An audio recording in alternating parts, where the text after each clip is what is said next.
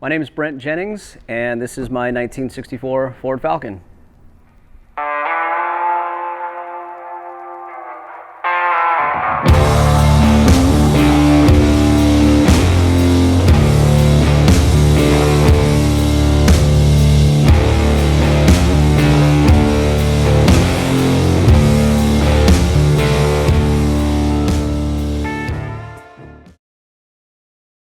So back in 1999, I was a senior at San Marcos High School here in Santa Barbara, and I unfortunately wrapped my 66 Ford Fairlane around a telephone pole.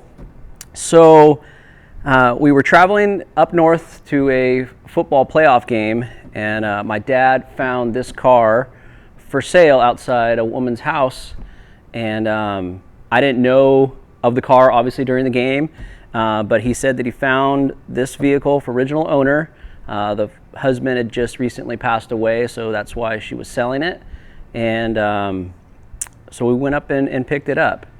When we first got the car, that was late 99, the car was all original. Had a stock 260 motor in it with 3 on the tree, and it was just real original. The car was basically untouched with the little 14-inch wire spoke cap wheels, and at that point in time, my dad and I already had a direction that we wanted to go with the vehicle.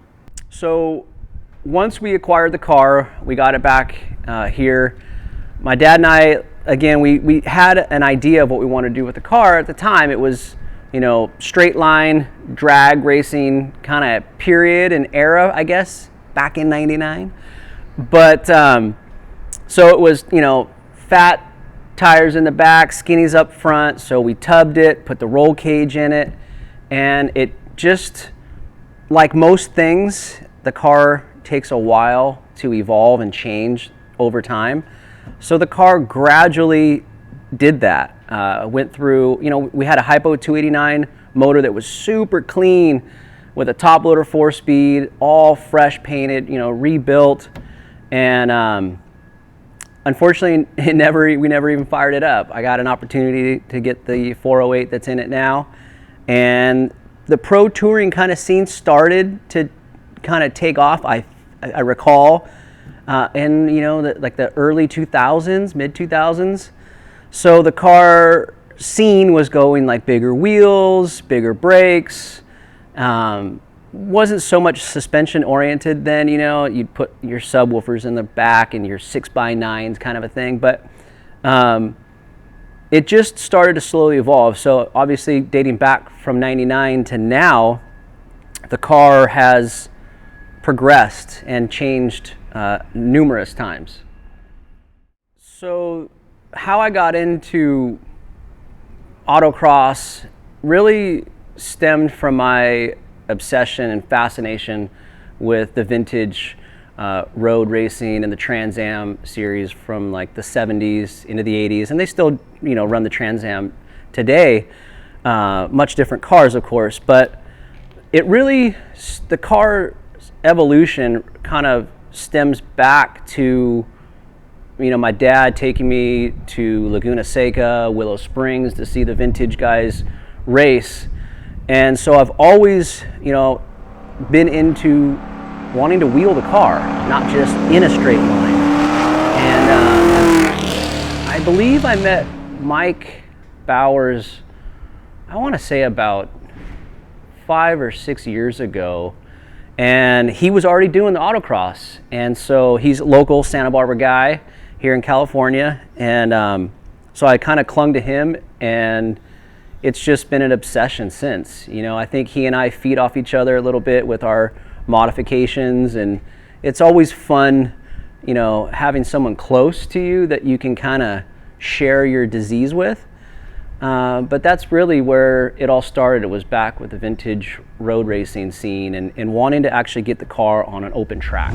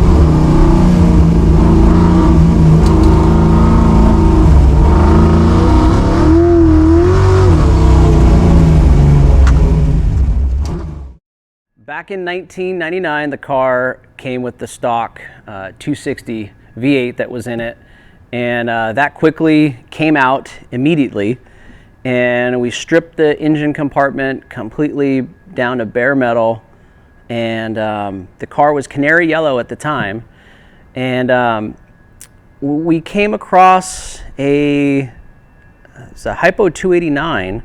I think it was missing like a water pump, and we swapped it to some old trick flow heads that were on it. But I mean, it had the original Hypo 289 block and crank, rods, pistons, I believe, were freshened up. But that didn't last long. Soon after that, we came across, I say we as my father and I, came across a short block 408 Windsor that's in it now. And, you know, I put some smaller trick flow heads on it and got it running. And like everything else, it evolves. Started with a camshaft swap, and then I needed, you know, progress and put bigger heads on it. And then about 2 months before my wedding, I decided to pull the motor out and get it professionally done by the late Joe Sherman, who's known for the 383 strokers, the Chevy world, but he had done a lot of small block Ford stuff. So I took the motor down to him, and he completely went through the whole thing. It's all brand new, everything. The block is the only thing that maintains from the short block when I purchased it. You know, probably about 15 years ago. But it makes, we dynoed it, it makes 600, well at the time it made 627 horsepower, I think it was. But we since upgraded the camshaft and the carburetor, so it's estimated like around 640, 650. The torque's right around 557, 560. Everything to the crank, and you know, in a 2,900 pound car, it scoots pretty good. Exhaust wise, it's got Hooker Super Competition headers on it right now that we altered. There's actually 2 sets of headers that make up that one set on there. I believe it was a set of 302 small block Ford Super Comps, and then a 351 Windsor set of Super Comps that we chopped up, slip fit a couple pipes to make it fit inside that engine compartment. And then back from there, it's a completely custom 3-inch stainless exhaust off the collectors, back underneath the car. They 180 in front of the rear differential, and then come into the rear cab where the seat would be, and then they 90 to a fixed pipe, a flex fixed pipe, to the 3-inch megaphone tips out the back. That again, and it's all custom stuff. You know, we did in the garage with some blue tape, framing squares, tape measures, and mocked it up, tacked it, and then one of my dad's good buddies TIG welded it up for us. But you know, this whole car was all built in the garage, and that exhaust is the same thing. I think this is my 4th or 5th. It's probably my 5th set of mufflers on here. Just playing with the sound. It's got an X pipe through the center that, you know, again, just chopped up with a huge 12-inch cutoff saw, and a lot of grinding, but it's a unique sound coming out through the megaphone tips, and then, you know, again, coming out the rear quarter panel. That was something that we did, I want to say it was like 2005 or 6. So, you know, thinking back now, that's quite a while, relatively speaking, and you're starting to see a lot of rear quarter exit pipe stuff, you know, coming through the fender and stuff. So I like to kind of think it was an early pioneer move, but you know, it wasn't. It was something cool, and it's been a pretty cool point. A lot of people ask about it, but you got to be willing to chop up your car.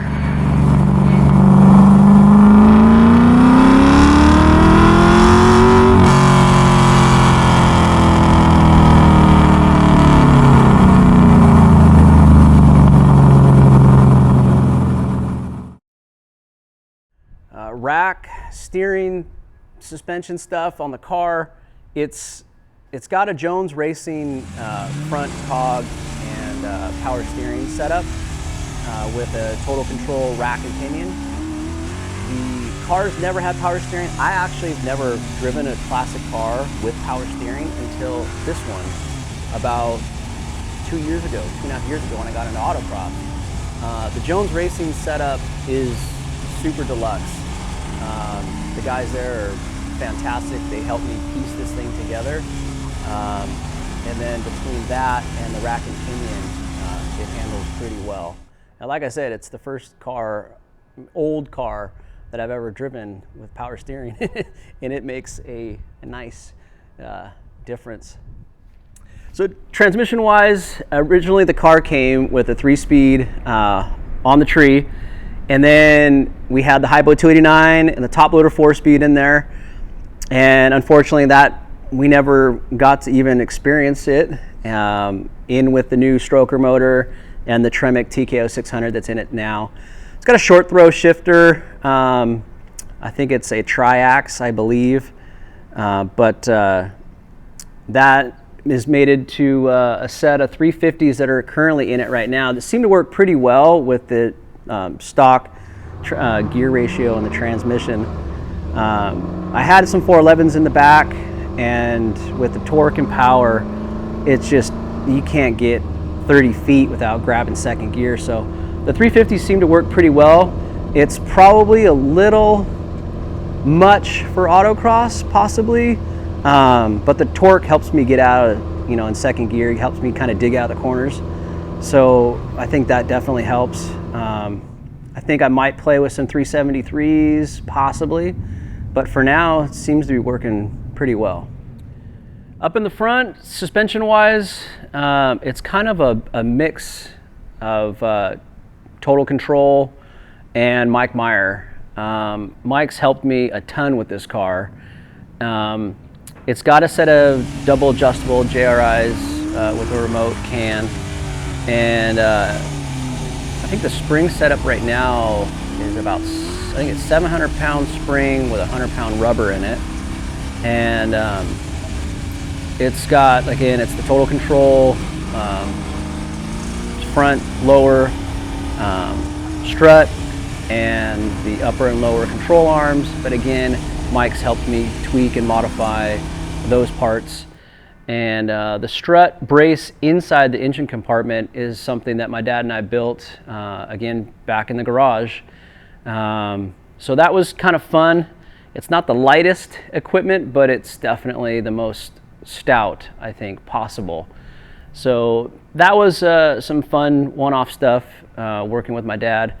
But as far as the front suspension goes, it's pretty much been this setup for quite a while. Once we got rid of the original upper and lower control arms and stuff, that stuff came out, and I had some total control lower arms in it, but that didn't last long. So it's been TCP and Mike Meyer's combination up in the front. Out in the back, suspension-wise, I'm still on leaf springs. I've got Cobra Automotive rear sliders that are welded to the frame rails, and 200-pound Mike Meyer Inc. Leaf springs in there right now. And the shocks have been a long journey. We've swapped out shocks multiple times, but right now we're back to the JRIs, the single adjustable JRI shocks in the back, which have made a dramatic difference. So super stoked about that. And again, Mike Meyer giving me a hand fabricating the rear panner bar. That was something that I built with my dad in the garage, and just a lot of mock-up, blue tape, cardboard, little Lincoln wire feed, and just some hours accumulated in the garage, just tinkering and modifying, and yeah, that was a fun journey. It hooks up pretty well. I think moving forward, I'd love to get Mike's Mod 2 cantilever rear suspension in the back of this thing, that'll probably be the next ticket for sure.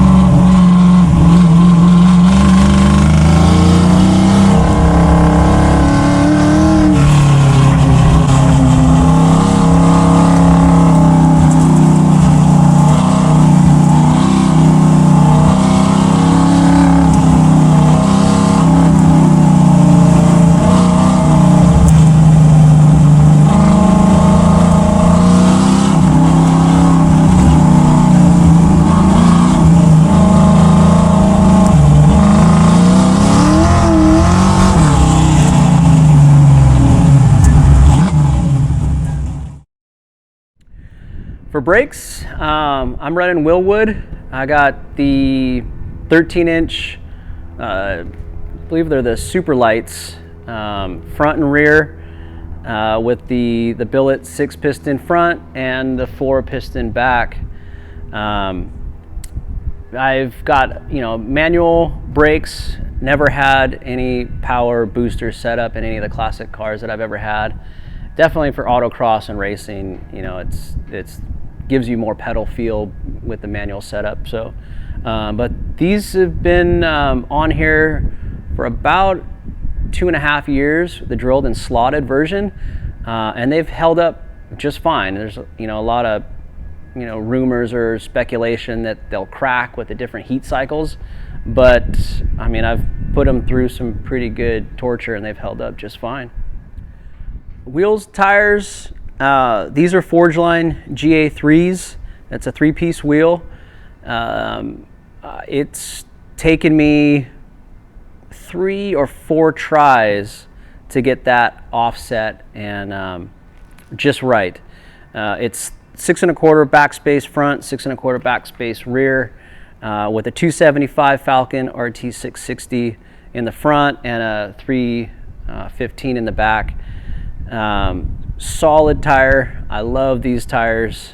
I had the Falcon, I think it was the 615 before this, and these are night and day difference. These are an amazing tire. Frame wise, it's got 90% of the original frame, but see, with these old Falcons and Mustangs, they're unibodies. So there really isn't, a skeleton style frame on the bottom of these cars. So, you can do the bolt-on stuff, but when we put the roll cage in the car, again, it was going back to the drag racing setup. So we wanted to stiffen up the frame. So what we did was we put 2x4s tying in the front frame to the back. So structurally it's fixed from front to back, and then what we did was we tied the roll bar into those access points. So we stem off the frame and we put extensions out, so it's pretty stiff and solid. Paint wise, the car's got a PPG triple black. The car came original, it was a canary yellow, and again, that didn't last long, but I think the color back in high school that I was debating was like a copper bronze color.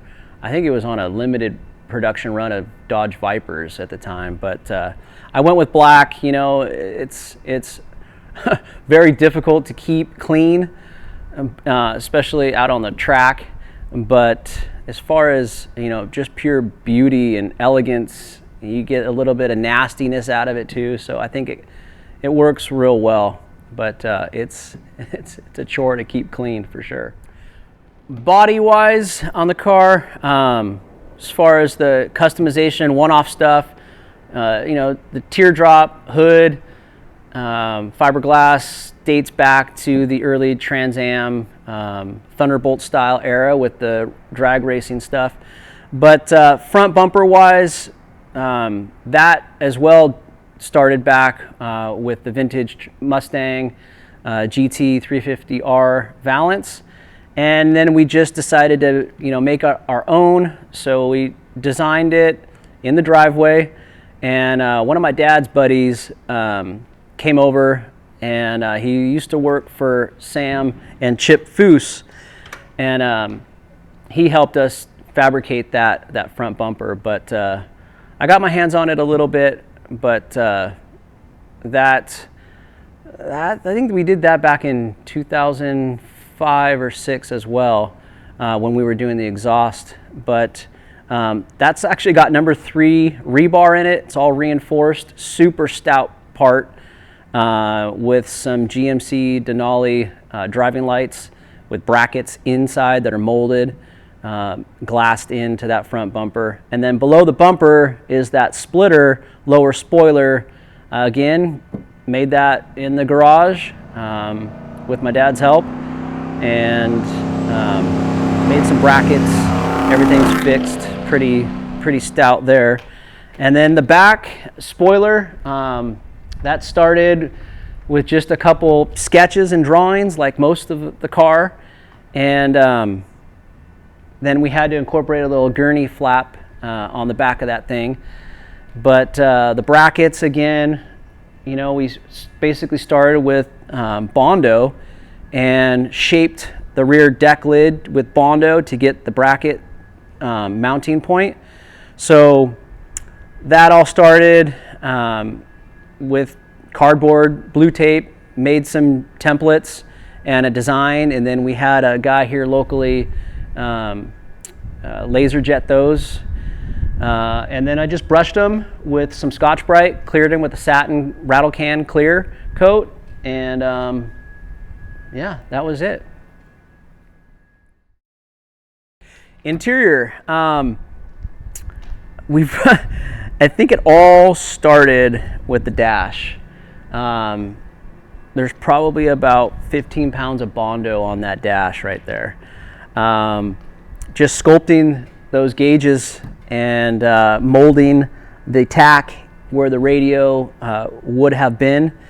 And then that kind of just started with the center console, the door pulls and shifter, and the pedals were all done about the same time.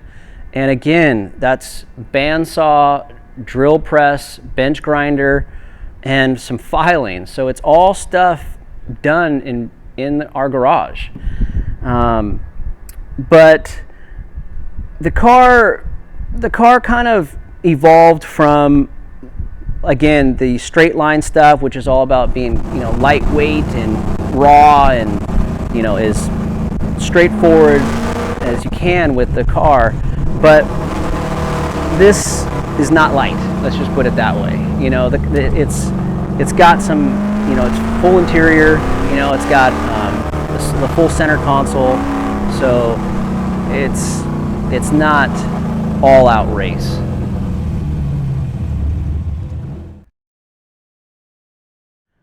Seats, these are Sparco, the QRT Rs with the Simpson 4-point harnesses.